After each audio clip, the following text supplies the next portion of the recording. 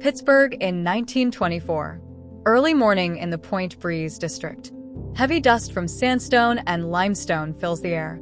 The city noise is muffled by the sound of sledgehammer blows. The structure that was referred to as Pennsylvania's architectural jewel a few decades ago has its foundation carefully destroyed by a crew of laborers. This is neither the clearance of a site. This is the willful demolition of Henry John Heinz' private residence, Green Lawn. By now, the name has already appeared on countless bottles worldwide. The laborers broke down the French-style, chateau-style walls stone by stone. The walls themselves were meant to last for generations. Large windows made of stained glass that were imported from Europe are destroyed. Handcrafted wood panels that have been expertly varnished are currently lying in heaps of construction waste, ready to be burned or transported to the landfill. The Heinz dynasty is at its strongest. However, neither creditors nor rivals are destroying the founder's home, which is the center of this empire. Those who ought to have kept it a shrine issued the directive. The Ketchup King's blood children, Howard, Clifford, and Irene Heinz, signed the demolition documents. In 1919, Henry Heinz breathed his last in one of the mansion's bedrooms, satisfied that he was leaving his family a family castle rather than just real estate.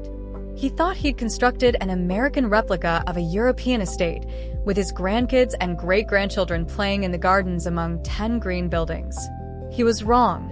For his children, Green Lawn proved to be a curse rather than a blessing. They termed their father's desire a white elephant, a beautiful, huge, and completely worthless place to keep. None of them wanted to live in a museum that reflected their father's preoccupation. They attempted to offer the mansion to the city. They attempted to donate it to charitable organizations. However, even for free, this palace proved to be unpopular with everyone. Even the wealthy were alarmed by the new economic realities prices for heating and keeping 30 rooms. The site will be divided into smaller parcels and sold to developers. The man's tale will be erased. Although this would not affect the brand. But to understand why the children so easily abandoned their father's heritage, one needs travel back 50 years. One must comprehend the clay from which Henry John Heinz was fashioned, as well as the sorrow that drove him to transform a residential home into a shining prison from which his successors hoped to escape. This is not a success story. This is the story of how the highest goals are dashed against the silence of empty spaces. 1844, Pittsburgh, Pennsylvania. The city that author James Parton would call hell with taking off the cover a couple years later. A man is born in the home of conservative German Lutherans Frederick and Margareta Heinz. Henry John Heinz wasn't a wealthy man. He was not a member of the elite. Instead of attending exclusive institutions for gentlemen, philosophy was developed on the 4 acres of garden in Sharpsburg, where he began working at the age of 8. Little Henry packed vegetables as other kids played. He drove around neighbors with a cart full of produce by the time he was 12 years old. However, there was something that set him apart from other farmers in this otherwise unremarkable biography of a diligent immigrant. There was a lot of dishonesty in the food industry. Brick dust was added to cocoa, cement to wheat, and cheap turnips to grated horseradish. Products were offered in opaque, dark green or brown bottles to conceal the deception. Until he opened the jar at home, the customer was unable to see what he was taking. When Henry Heinz was still a young man, he made his first attempt, which laid the groundwork for both his future success. He started offering his mother's grated horseradish for sale in a completely open glass container. This was a unique approach, but presented a challenge. Transparent glass was more expensive, although it would make people trust their purchase by communicating they did not have anything to hide. This was more than just a marketing technique. It was a reflection of his principles. He thought that quality is seen with the naked eye. This fixation would later serve as the foundation for Green Lawn's design. Before establishing an empire, Heinz had to go through tremendous challenges. In 1875, the United States is facing repercussions from the 1873 financial crash. The economy is failing.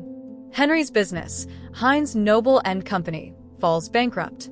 For him, this was more than simply a financial loss. This is the end of morality. In the 19th century, bankruptcy was synonymous with thievery. In December 1875, Heinz was arrested on charges of fraud. Although he is immediately released, this day leaves a permanent mark on him.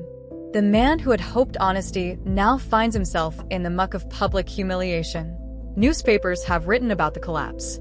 He's left with nothing: house, furnishings, and reputation. He has nothing to feed his family, which includes wife Sarah and 2 small children. In his diary, he talks about his misery and shame. But it is precisely at this point of breakdown that the giant is born. 20 years later, Heinz began purchasing antiques from Europe. He prepares a list of all his creditors. It is referred to as his moral debt book. He is not required by law to repay these obligations upon bankruptcy, but he promised to reimburse everything. He had to work really hard the following years.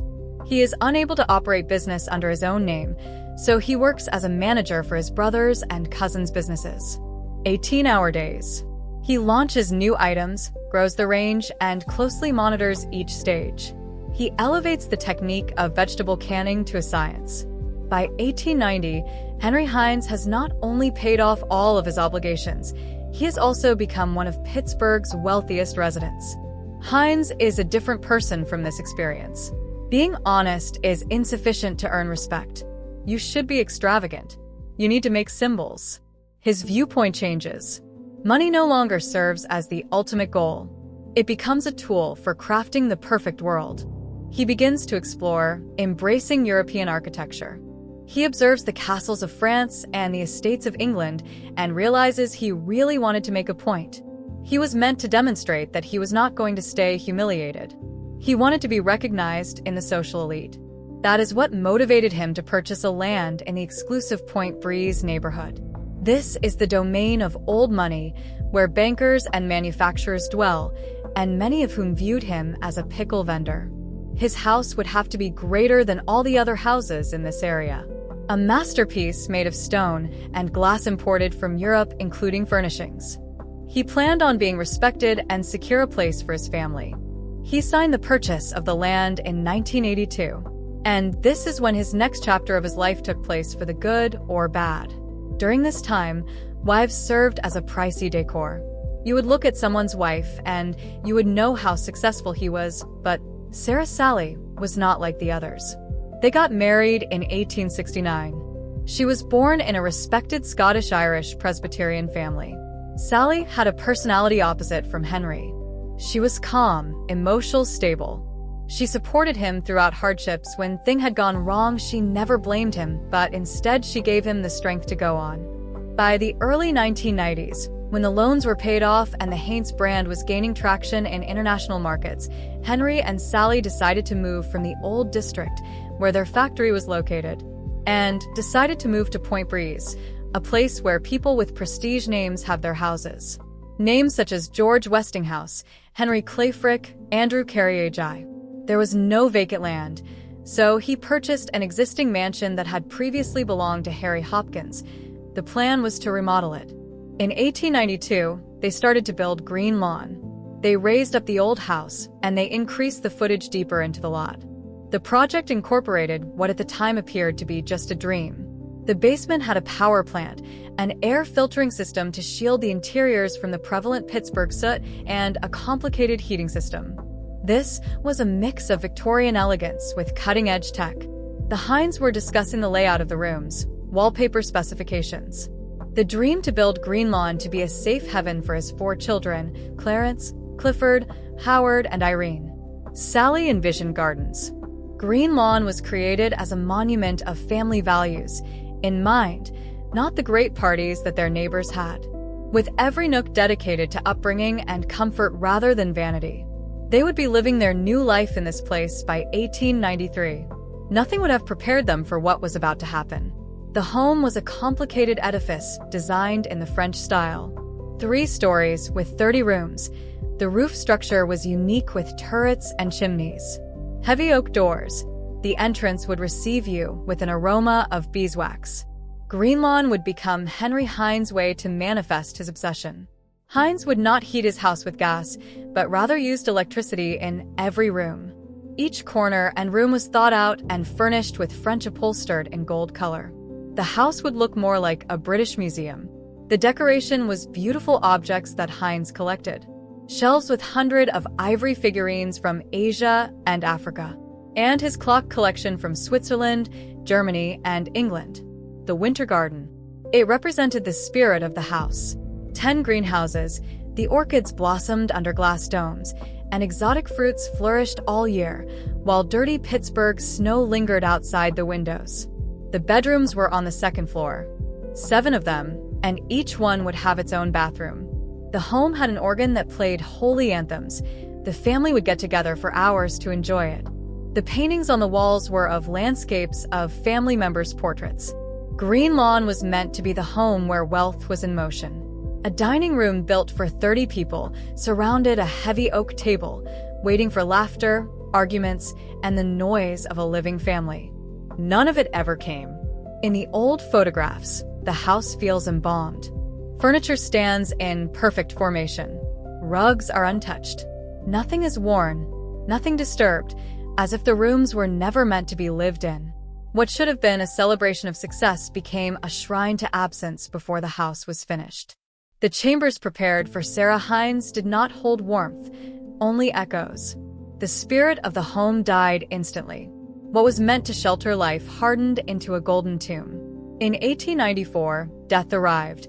Green Lawn stopped being a mansion and became the stage for one of the most subdued and devastating tragedies for the family. November 29, 1894. Thanksgiving Day. Across Pittsburgh, homes are warm with prayer, clattering plates, and laughter. At Green Lawn, the air is wrong, heavy, soundless. The silence breaks only when doctors move quickly down polished corridors and servants whisper as though afraid to disturb something already slipping away. Beyond the windows, November presses cold and wet against the glass. Inside, within a bedroom designed for rest and longevity, Sarah Heinz is dying. She is 51. The cause is pneumonia, known then as the Captain of Death. There are no cures to summon, no machines to bargain with. Not even Henry Heinz's fortune can slow what is happening. His factories, his systems, his mastery of process mean nothing here. The man who once controlled every second of production can do nothing but count the seconds between his wife's breaths. Days earlier, she stood in these same rooms, deciding where flowers would go, speaking of Christmas. Now her breathing thins, then stops. For Henry, this is more than grief. It is collapse. Sarah was his witness, keeper of the years before success, before the empire.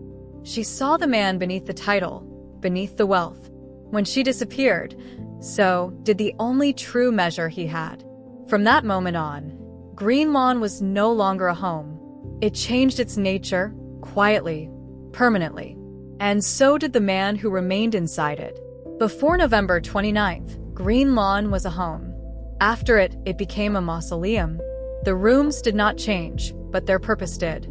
Spaces built for family and welcome now framed a single man's isolation. Out of that silence, a contradiction was born that would shape Henry Heinz for decades. He did not retreat from the world. He buried himself in objects. What had once been curiosity hardened into obsession. Unable to hold on to a life, he began to collect time itself, buying history by the crate, hauling relics from Egypt, Palestine, and Europe into his empty house. Ancient mummies, rare clocks, entire civilizations lined the halls. It was an attempt to defy death by surrounding himself with what had survived it. But the cost was close and human. His children grew up inside a museum with a father who slowly turned into its largest exhibit. His virtue became public, his private life frozen. The children grew up beneath the weight of his reputation. To be Howard Heinz was to live inside a legend, your home a museum, your mother a memory sealed in a frame, your father speaking to her absence each night. Perfection was not encouraged. It was required. The family name left no room for failure. Yet this was no tyrant's household.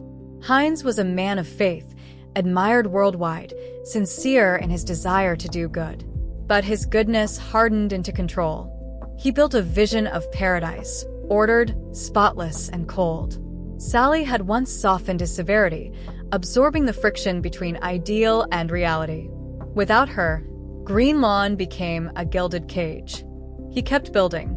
More rooms, more collections, more distance. It was a pursuit without an end, a belief that beauty, once preserved, could outrun death itself. By the turn of the century, the mansion was legendary. Guests praised the mosaics and organ music, never noticing the quiet emptiness in the man at the head of the table. He owned everything, except the simple happiness he once knew, long before success, long before loss. And in that silence, the seeds of future conflict were already taking root. The children watched the house consume their father. Objects replaced people. Vast sums were spent warming empty rooms. Slowly, almost without realizing it, a dangerous conclusion took shape. This house was not their inheritance. It was their father. And when he was gone, his shell would no longer be needed. At the height of Henry Heinz's authority and virtue, the charge was already set, waiting to detonate years later. Green Lawn ceased to represent family and became a symbol of emotional fracture. Its beauty concealed quiet dysfunction. A house built for life, and noise received only discipline, silence, and the memory of the dead. The harder Heinz tried to make it eternal, the more he ensured its end. His heirs did not want a mausoleum. They wanted movement, change, a future. Green Lawn held them in the past, among shadows, dust, and preserved time. May 14, 1919, Pittsburgh wakes to a changed world. The war has ended. The influenza has loosened its grip. The city moves forward, bruised but alive. Inside Green Lawn, time stops. On a spring morning in 1919, in a second-floor bedroom of the mansion, Henry John Heinz loses his final fight. The enemy is familiar, pneumonia, the same illness that claimed his wife a quarter-century earlier. At 74, the man who built an empire on health and purity dies gasping for breath. His death shakes the family to its core. For a brief moment, Green Lawn knows purpose again. Heinz's coffin rests in the Great Hall, surrounded by lilies and orchids from his own greenhouses. Thousands pass through to pay their respects. The house performs one last duty, serving as a stage for power, legacy, and farewell. Then the music fades. The guests leave. The iron gates close. Silence returns, deeper than before. Henry's will is generous. Shares, money, control of the company, but it leaves his children with something heavier than an empire. It leaves them the house. Howard Heinz, 42, steps forward as heir. He belongs to a different century. Where his father saw ideals and permanence, Howard sees numbers, efficiency, and a world already racing toward modernity. The jazz age is coming, and Green Lawn is a relic that refuses to let go. When Howard steps into his father's office, he finds no sanctuary, only numbers bleeding red. By 1920, the world has changed. Federal income taxes rise. Excess is no longer admired, it was punishment. Green Lawn is expensive beyond reason. Dozens of servants. Endless gardens. Brutal Pittsburgh winters demanding mountains of coal to heat towering stone rooms. Electricity, repairs, rare plants. All of it drains money without producing value. The mansion becomes a liability, a white elephant consuming its owner. But the true cost is not financial. It is emotional. The children grew up here, yet it was never theirs. The house was a shrine to their father and a tomb to their mother. To remain would mean living inside someone else's memory, guardians of relics instead of authors of their own lives. So Howard makes a decision that feels sacrilegious, but is, in truth, an act of release.